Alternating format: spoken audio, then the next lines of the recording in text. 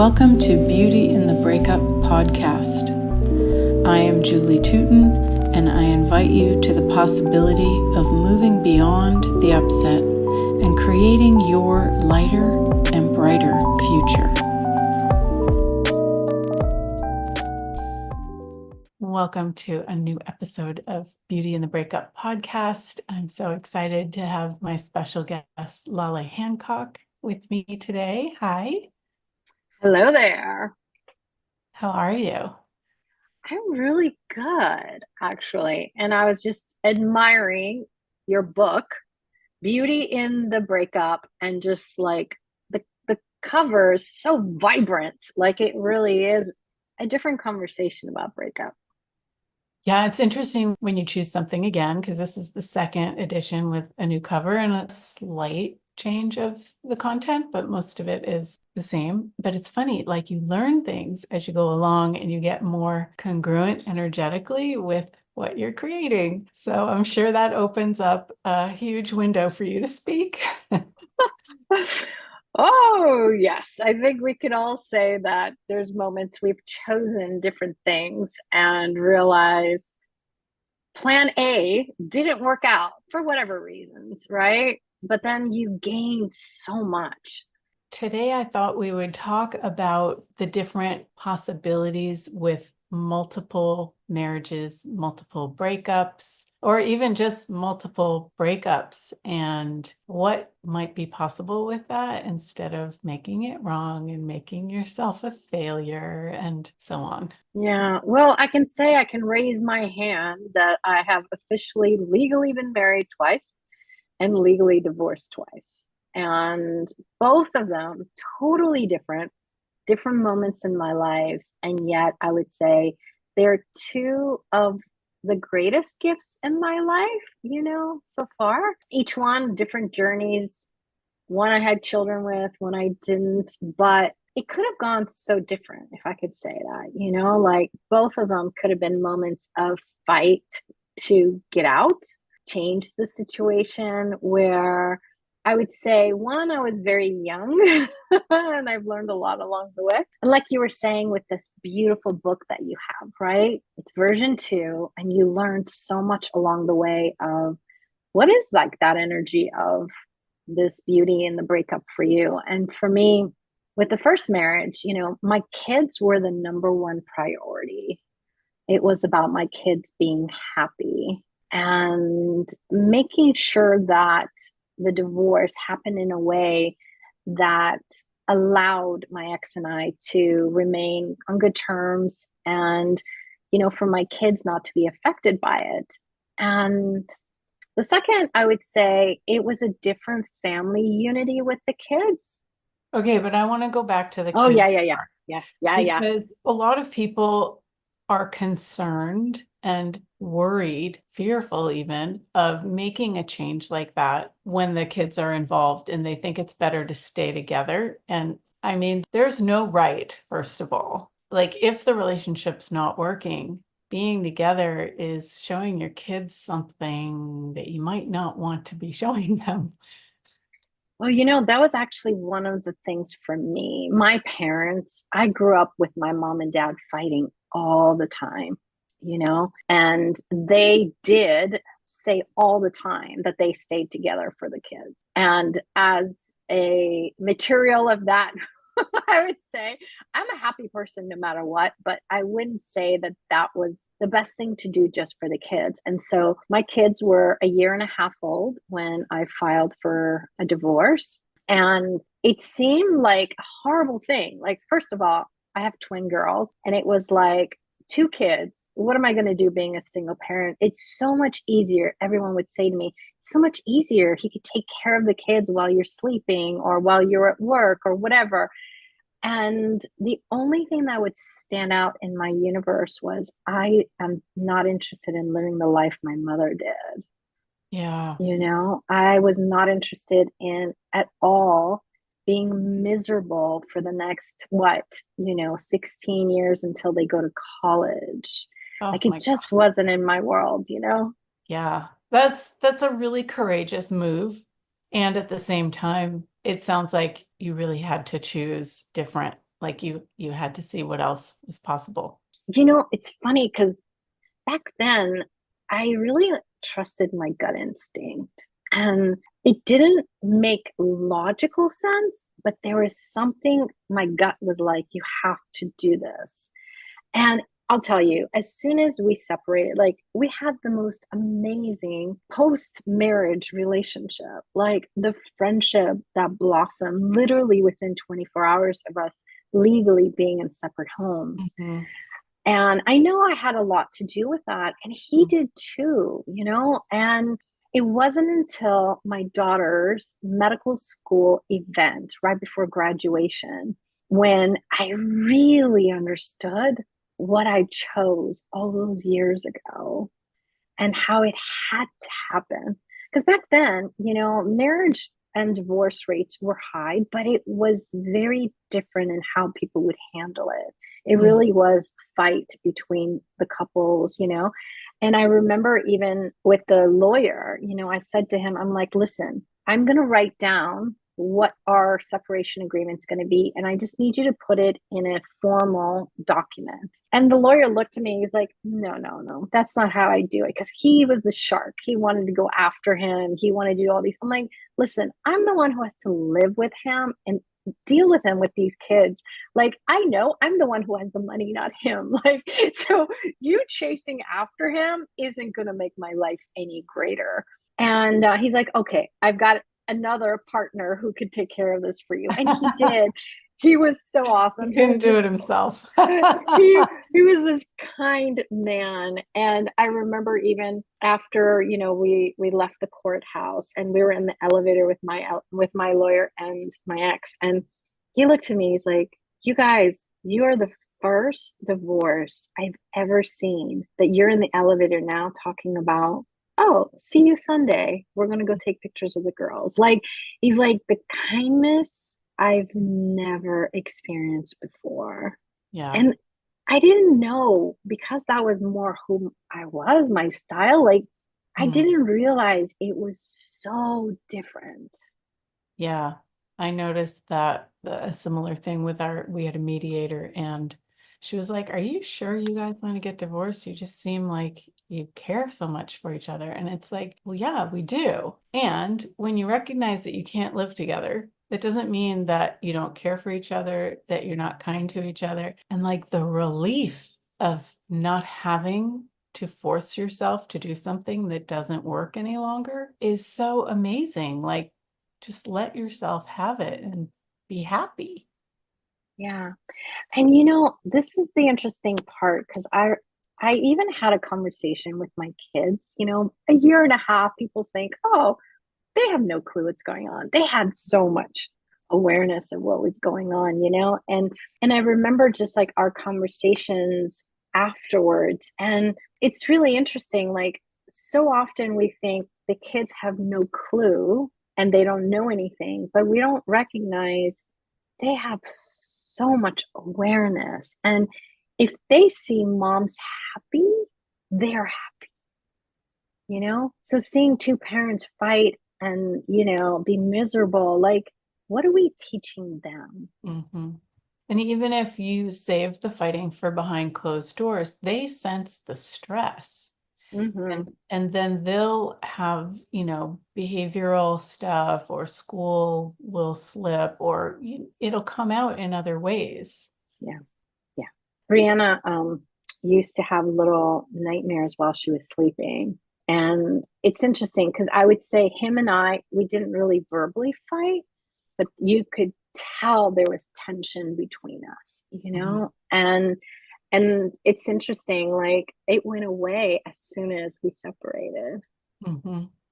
Like she wasn't, sleepwalking and stuff like that. And so like again, like if we're really willing to pay attention, there are these moments that are these signs that even their little bodies are telling us this isn't working. Cool. So then how long until marriage number two? And how did that Well, yeah. So I was legally divorced for 10 years before I was remarried again. And during that time, marriage number one, like we were great friends. We helped each other. We did a lot of things, and we both dated other people. And then when I met Peter probably 7 years into the divorce, and he lived long distance. And so it was interesting, like us actually getting married after 3 years of being apart. I mean, like dating distance. And it was such a beautiful transition because I invited my ex-husband and his fiance at the moment to come to our wedding, Mm. and we were invited to his wedding. So it was like starting the marriage with kindness to our past. I don't know Wow. how else to explain it. And then Peter and I, we were together between dating and marriage 15 years. Hmm. Yeah, we were And together. so I'm sure you learned a lot of things from the first marriage that you were looking at going into the second marriage, and you probably didn't expect the second marriage to end. So maybe Yeah. share a bit about what you were choosing walking in and Yeah. What was interesting is I was 22 with the first marriage. And even though I was really mature, I'd skipped a couple of grades in school. So I was like ahead of what I would say my friends and my age mates. Mhm. Um, but I would say I was more wanting to take care of him. That's why we got married. It was like helping to get him out of his situation he was in. So I wanted to nurture him and take care of him. And I ended up, not going to med school, saying, oh, I'll do that in a year. Let me just take care of him for a year and things of that sort. And so by the time the second marriage came along, like I wasn't looking at, I have to get married.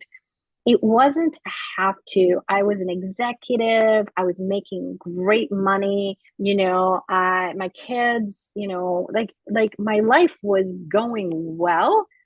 And Peter was an addition to making it greater. And so the marriage came from a place of honoring each other, being grateful for each other. I didn't have to do the things he enjoyed because had no interest being on a bike cycling for 8 hours on a weekend. But get me in a yoga class. That's what I loved. And he hated yoga and loved biking. So like it really was coming together to have fun and being there for each other, but it wasn't what I would say the rules and regulations of like the young dating and stuff. Mhm. And with Yeah. us being long distance, it also helped out when we were together or when we talked. We didn't talk nonsense. We didn't do the little fights because we had this limited time together. So it was valuable conversation, things that, made us happy and expanded our lives. And so with Peter, it was such a different space of honoring each other while having gratitude. Cool. Yeah. So you said it lasted about 15 years. So were you always at a distance or? No, the first 3 years before we got married, he was in Boston, I was in Maryland. And so, we did this long distance thing. And the marriage was so much fun. Like we really had fun together. Like I think he was concerned always because like his friends would get married and then they would stop having sex or like one of his biggest fears was like, are you going to throw out my old t-shirts, because that's what his friends, wives had done. Like that was his biggest thing is like the things that belonged to him, he had to give up because we were married. And I was like, no, you can have as many t-shirts as you like. So his biggest fear was what? Well, he had a lot of friends who'd gotten married before him. He was like almost the last bachelor to get married. And so his biggest fear was all his friends stopped having sex once they got married or had kids, and that their wives would make them throw away things that they had. So, like old t shirts and other things. And so for him, he was like, are you going to make me throw out my t-shirts? I was like, no. You can keep your t-shirts, you know? He did a lot of racing with cycling, and so he had a t-shirt for like every race he done and stuff like that. So, but it was this honoring of, as small as a t-shirt, it was such a big deal for him not to have to give up what he enjoys, you know? Absolutely. And like women don't realize that part of the reason that the sex goes away is because of the controlling of the man, or either direction. If you're controlling your partner, they're not going to want to be intimate with you Yeah. because they're not going to be able to be themselves. And wow, what would it take for that to change? Yeah. And it's something that most of us don't realize, but how often we are following a pattern based on what we saw with our parents, Mhm. you know? And for me, my relationship with him was so important for me not to be my mom in the relationship, Mm. but to really be what I enjoy the most, which is gratitude, and have Mm. gratitude for him, his choices, and gratitude for the fact that he wanted to have t-shirts. Well, it sounds like a completely different relationship. So what happened after and how many years did it last before it started changing? Yeah. I started a different career, and with the new career there was a lot more exposure of me and traveling, and traveling around the world, making change, empowering people. And around part of that, his father passed away. Mhm. And I would say that was where the biggest shift happened in him. Like he had a really hard time with his dad passing. His dad was a really big part of his life. And so things started to shift and change. And he got more sad, more depressed. He had more issues at work. And I was the opposite. I was becoming happier, healthier, traveling around the world. I was becoming more visible. And it really started to shift things in our relationship. So, for me, it was, hey, let's go empower the world. And for him, it was like, okay, I travel all the time. Let's have you stop traveling. Yeah. Yeah, that's a tough one. It really is when you start to find something else that you love and it's not staying the same. So when one partner changes and the other one does not, if they don't have total allowance for that change, that's when it starts to create the separation and sort of the winding down of the relationship. So how did that go for you the second time? It's interesting. It wasn't until after that I actually got the awareness of like how much, when he couldn't get happy, he didn't have relaxation. He had so much stress at work and stuff. Like his biggest fear was to lose me because he wasn't happy, because he couldn't relax. Mm, And it's interesting, like he made it happen. He mm, created his greatest fear, and he created some things with his body. Like he had some situations with his body. And for me, it was one of the hardest choices, but I realized us being together was killing his body. Like he was fighting his body with things. And I felt our being together wasn't helping each other. It was actually causing more harm than good. So that's when the choice of, hey, we got to look a different direction. And we mm. did. We even, 2 years before we actually ended the marriage, we were going to end the marriage, and we decided to give it another chance because we truly adored each other. We loved each other. It just was that, we were going in different directions. And we thought, hey, let's Mhm. change it. Let's change it. Let's see what else we can do to change this. And at the end, it wasn't working. We were trying to force something in place that just wasn't there anymore. Yeah. Yeah. Wow. It is interesting. It's like having a great book. It's a great book and then it ends. And that's not bad. That's not wrong. It just ends. And relationships end. And it was so important for me that we remained friends. And he wasn't the type of person to remain friends with his exes. But in this case, like we were talking, the kids were involved. My kids were grown up, they were graduating from college, and he adores them. And so, at the beginning, I know it was more of me making sure we remained friends and kind of pushed it in a certain direction for him not to just pull away. And now, we're both so grateful. We created different lives, and he's still someone's very special in my life. And he's such an incredible person, engaged and involved in my children's lives. And like, it helps, like I'd say we actually have such a beautiful friendship, now. And I don't think it really could have come to here if we weren't willing to really look at this from outside the box. It Mhm. had to be different and it had to be very unique. And that is what really helped it be what it is. And we support each other. So I think it's actually it's beautiful. Just like your book, Beauty in the Breakup. Well, it sounds like you had two successful marriages instead of two unsuccessful. And, who is it that had like 16 marriages? Like, what if multiple marriages isn't wrong? Yeah. You know, Yeah. it's like, what might be possible if we looked at it as a success or a great love story or, a great drama? It was a great drama. I think it's different adventures in our lives. And if we are willing to look at an adventure as, there was something we required at that moment.